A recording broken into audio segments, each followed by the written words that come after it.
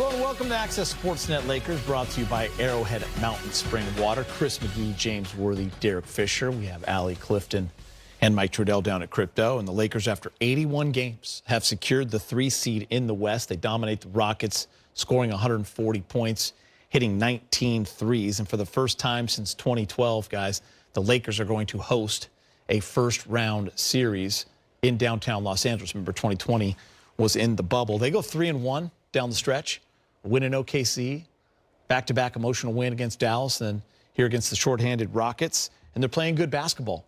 19 threes, seem to be having fun, big game, and clicking at the right time, and feels good. 5th best record in the NBA. Yeah, I mean, they've, been trending in the right direction, for most of the second half of the season. When they got healthy, they got Luka, and, guys started to get used to, him being on the floor along with LeBron and Reeves. But, it's the role players, I think, have really helped sustain Vanderbilt playing well. Vinny Smith has turned out to be a pretty good three-point shooter you can rely on, along with his defense. So collectively, they're churning at the right time. And they're, right now they got a week off. They got a chance to really take a look at what they have to do and get a good insight on whoever their opponents might to be and start focusing on that. But I'm really pleased with the way they emerged post All-Star and really did what they had to do to bring themselves up to top 4 teams in the West. I want to show some love to coaches. It's been a tough few weeks for some coaches around the league. Yeah. So many coaches. Like when we think about how competitive the Western Conference has been and how competitive the league is overall, a lot of coaches have done a great job. Think about the Pistons with J.B. Bickerstaff, Kenny Atkinson in Cleveland, Joe Mazzulla again, great year in Boston. You turn to the West, Ime Udoka in Houston, Mark Daigneault in Oklahoma City, but J.J. Redick right in Los there. Angeles. Yeah, it's impressive. I don't think anybody would have picked the Lakers to finish 3rd in the West when the season started. That's just the reality of it. And so he's done a great job getting this group to this point. Obviously, there are bigger things ahead, but they deserve to embrace and celebrate and enjoy what they've accomplished tonight. When you have a top 5 record in the NBA and you finish 3rd in this competitive West, you have had a great season.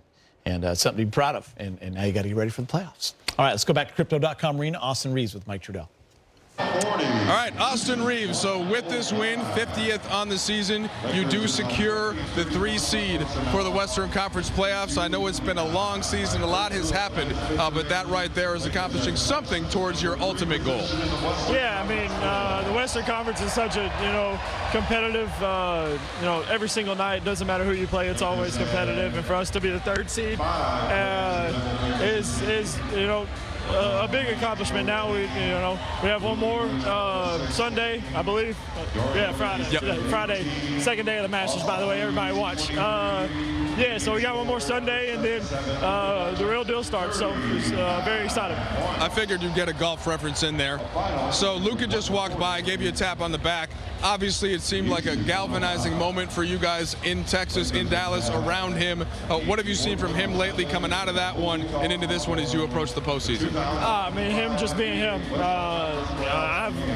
We've all been watching it since he's been in the league.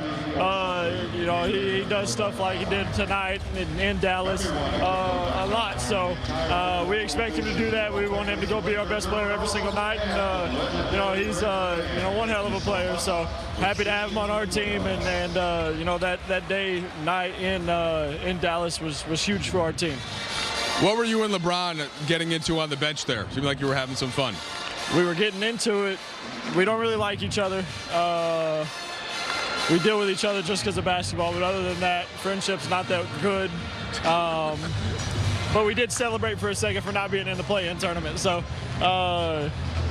we battled through those days last year and the year before. And now we were, like you said, we secured that 3rd seed. So we're, super excited to, for the postseason.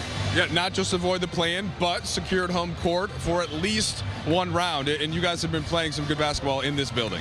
Yeah, for sure. I mean, we play in the best, arena in the world in front of the best fans. So anytime we, lace them up in general, we feel good, but especially when we're here, you know, with this crowd behind us. Thanks for the time, Austin. Yes, sir. Appreciate you. Everybody watch the Masters. Austin Reeves, everyone watch the Masters. I can guarantee you the three of us are going to be watching that whenever we can, definitely tomorrow. And then Sunday, we'll be watching the Portland Trail Blazers, Lakers, and the Masters. We'll have that on as well. Big game. Austin saying that the fellows were celebrating, he and LeBron were celebrating not being in the play-in.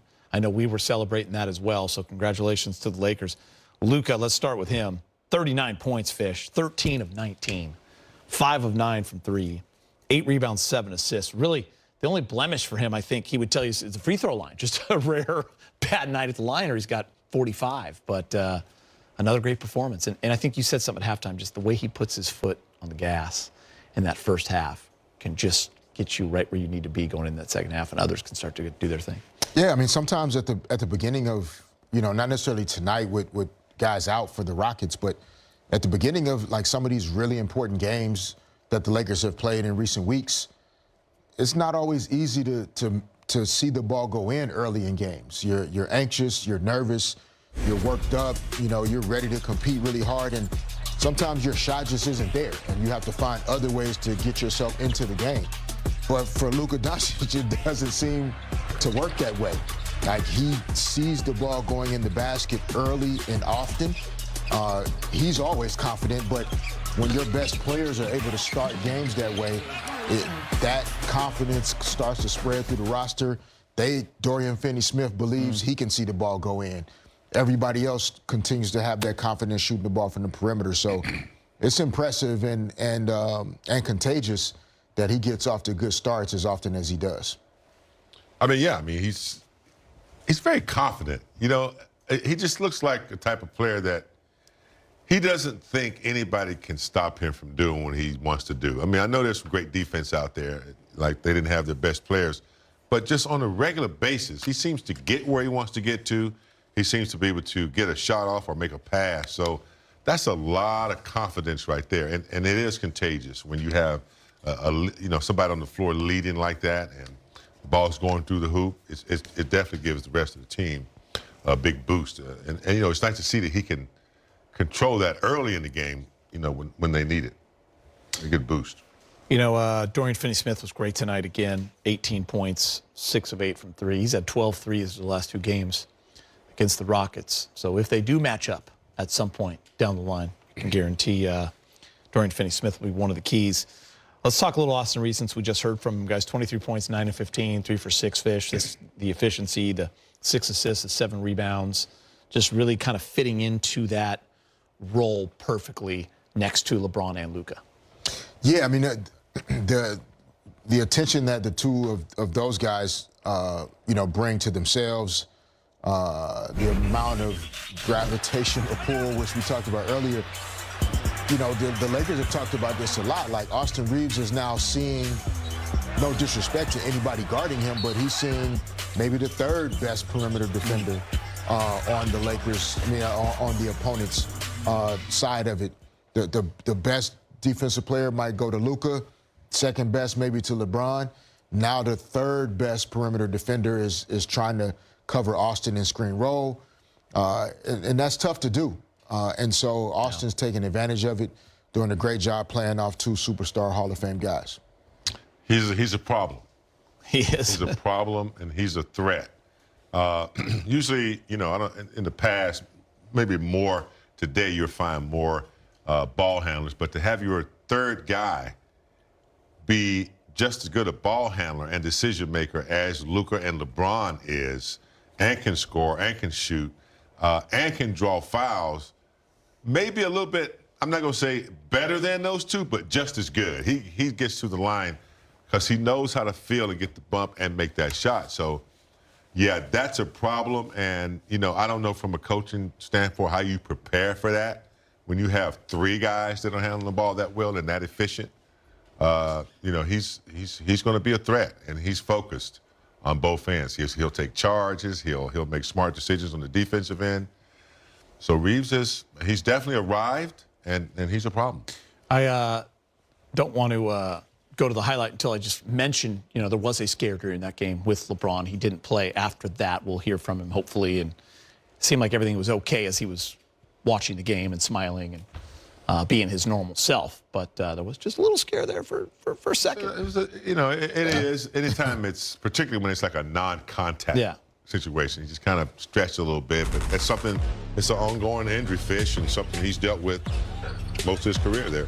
Yeah, no, very, very concerning. When this initially happened, you know, his reaction as well as ours, when you see a non-contact situation like that, like James was just saying, it's normally not a great sign. But, you know, his body language, his energy, the rest of the game, celebrating not being in the play-in, jumping up and down with Austin. Yeah, I think if it was serious, he wouldn't. Looks like it's not going to be an issue. You got to remember, we're seeing the feed that they're going to show. So when it's a commercial break for the fans at home, we're watching that over and over again. Our concern was a little higher than most, just because, like you said, we're not used to seeing LeBron. That, you know, facial expressions and all that. But you know, you take care of business tonight, then that means LeBron doesn't have to playing on Sunday, try and play on Sunday, and then that rolls into that break during the play-in. And so you earn the right to get rest, get healthy, be prepared for the playoffs, and that's why you take care of business. To me, he doesn't have to travel Sunday. I mean, I'm sure he'd like to be with the team, but it's not a must. We're not used to rest either. This is going to be a good thing. All right, let's get you to the highlights.